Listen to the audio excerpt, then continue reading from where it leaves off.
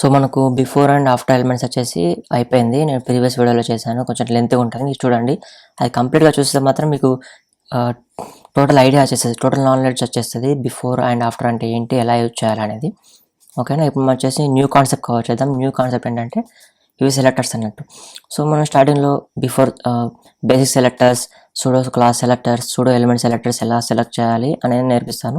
మనం already selectors గురించి already పైన స్టార్టింగ్లో వీడియో చేశాను. ఎందుకు చేశానంటే అప్పుడు మనం ఎప్పటికీ CSSతోనే వర్క్ చేస్తున్నాం కదా, సో మనకు బేసిక్ సెలెక్టర్స్ కూడా తెలియకపోతే కష్టమని స్టార్టింగ్లోనే ఒక వీడియో చేశాను. మీరు అది చూడండి అండ్ ఇది కూడా చూడండి, అప్పుడు క్లారిటీ వచ్చేస్తుంది. సో ఇప్పుడు నేను ఏం చేస్తాను అంటే ఇక్కడ ఒక బాడీ ఉంది కదా, ఇక్కడ ఒక హెడ్డింగ్ పెడతాను. హెడ్డింగ్ వచ్చేసి నేను ఏమి ఇస్తాను అంటే ఐడి ఇస్తాను. ఐడి వచ్చేసి హెడ్డింగ్ మీకు తెలుసు కదా, షార్ట్ కట్ ట్యాగ్ పెట్టేసి అది ఐడి అయితే యాష్ పెట్టి దాన్ని ఏమి ఇవ్వాలి, క్లాస్ అయితే డాట్ పెట్టి ఇవ్వాలి. సో ఇక్కడ నేను ఏం చేస్తాను అంటే ఐ యామ్ ఐడి హెడ్డింగ్ అని పెడుతున్నా ఇలా. ఓకేనా, అదొకటి. ఇది నెక్స్ట్ వచ్చేసి ఇంకో H1 పెట్టేసి దాని క్లాస్ ఇస్తా హెడ్డింగ్. సో ఇప్పుడు ఒకటి ఐడి ఒకటి క్లాసు నేను సేమ్ నేమ్ ఇవ్వడం వల్ల నో ప్రాబ్లం, రెండు ఐడీస్ సేమ్ ఇవ్వకూడదు అలా. ఐ యామ్ క్లాస్ హెడ్డింగ్ ఇలానే ఇచ్చేసాను. ఓకేనా. నెక్స్ట్ వచ్చేసి ఒక పారాగ్రాఫ్ ఇద్దాం. సో పారాగ్రాఫ్ వచ్చేసి హలో వరల్డ్ అని ఇస్తాం.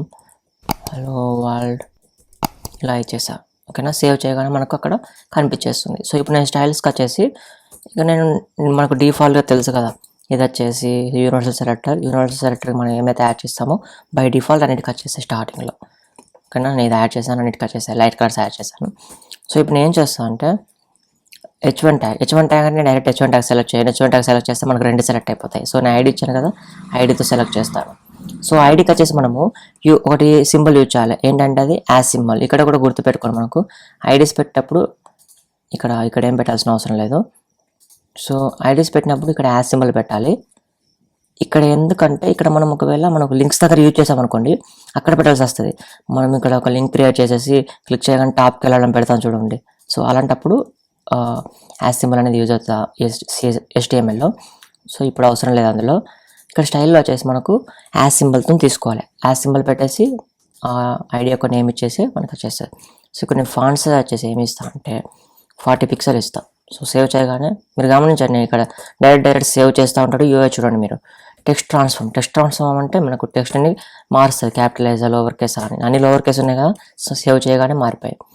సో కలర్ వచ్చేసి నేను ఏమి ఇస్తాను, టిక్ బ్లూ ఇస్తాను. సో ఇది కూడా చేంజ్ అయిపోయింది. ఇలా మనం వీటిని చేంజ్ చేసుకోవచ్చు.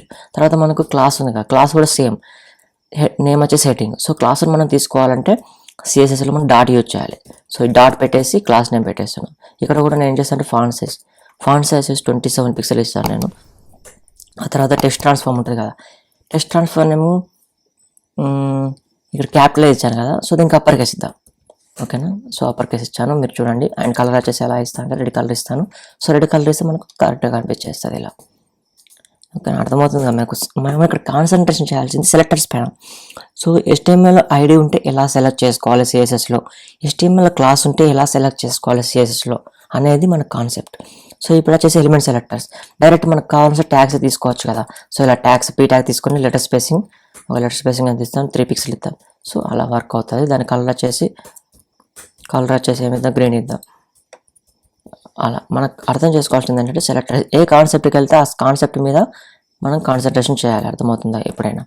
సో ఎక్కువ స్పేస్ వచ్చేసింది ఇలా మనకు ఈ బేసిక్ సెలెక్టర్స్ అనేది యూజ్ అవుతాయి.